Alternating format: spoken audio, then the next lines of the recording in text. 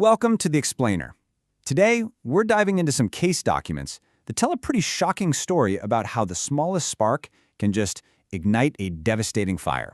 This is a case study in what the source material calls escalation over nothing, and you're about to see why. It's an incident that began with a simple favor and ended with a life-altering injury. So this is the central question, right? And it's really disturbing when you think about it. How could something so completely trivial, handing over a cat, spiral into a violent assault that causes a permanent injury? It just doesn't seem to add up. So let's break down exactly how it happened. And this slide really just lays it all out. It's the core paradox of the whole case. I mean, just look at this. On one side, the cause, handing over a frightened cat. Simple. On the other side, the effect. 3 surgeries and 6 weeks in the hospital. A total catastrophe. According to the victim's report, the journey from one to the other was, well, it was rapid, it was violent, and nobody saw it coming. Okay, so let's start at the beginning. Section 1, a catastrophic trigger. And that's really the key here. The trigger that set all of this in motion seems almost impossibly small. So here's the setup. It all goes down at the father's house. His son and his son's girlfriend show up, completely unannounced, to pick up their cat. The father's report says he'd already gone to the trouble of catching the cat, which was pretty skittish, and he was right there at the door ready to hand it over. You know, just a simple cooperative act. But this is where things get weird. This is the real start of the escalation. The father says they just stood there, both of them, with this blank stare, and they didn't take the cat. He describes it as a form of passive non-compliance. Basically, by doing nothing, they just injected all this tension into what should have been a totally normal moment. All right, on to Section 2, the escalation sequence. Because from that one weird moment of inaction, the situation just went downhill, fast. Now, the case file breaks down what happened next into these 5 very distinct stages. And this is important because it shows this wasn't just some messy, chaotic fight. No, it was a documented progression of violence. So we go from that passive non-compliance to active defiance. The father, who's still holding this freaked-out cat, asks his son to please stop pounding on the door because it's scaring the animal even more. A totally reasonable request, right? But he was just ignored. And the file is clear. That total disregard is what caused the father to get visibly frustrated. And here's the really crucial part. The son's response to his father's frustration was to start hitting him in the head, repeatedly. So let's be super clear. The violence didn't start because of a threat or an attack from the father. It was a reaction to a parent making a simple, corrective request. The analysis calls this out as disproportionate rage, and it's a huge piece of this story. This final stage is what caused the severe injury. After a short struggle, the son kneels down, like he's conceding. So the father, probably thinking, thank God that's over, turns away. And that's when the son launches a surprise attack from behind. This kick to the back of the leg is what caused the serious injury, an act the reports explicitly label as dishonorable. So that's what happened. Now let's move into Section 3, analyzing the aggression.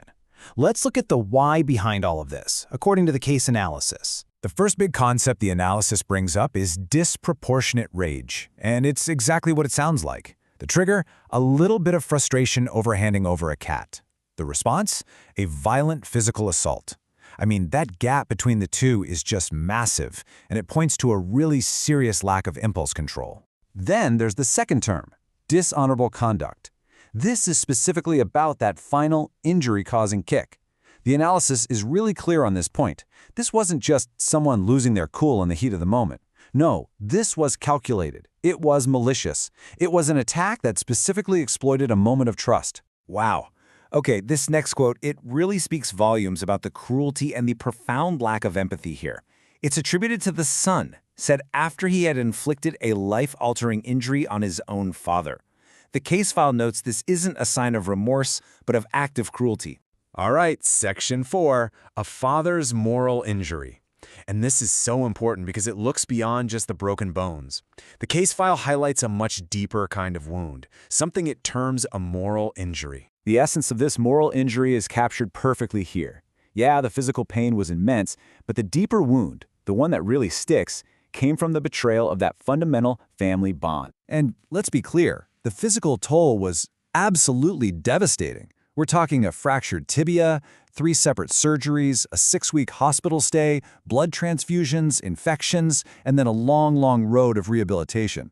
This list really grounds the emotional trauma in very concrete, very severe medical outcomes. The case study identifies this as the core of the moral injury. For a parent who has sacrificed for years, having all that effort repaid, not with gratitude, but with violent contempt, well, that creates a fundamental rupture in their understanding of what family even is. Okay, so for our final section, we're looking at what happened after the assault. Section 5, the limits of support. This part of the file examines the institutional response to this trauma. 8. That's the number.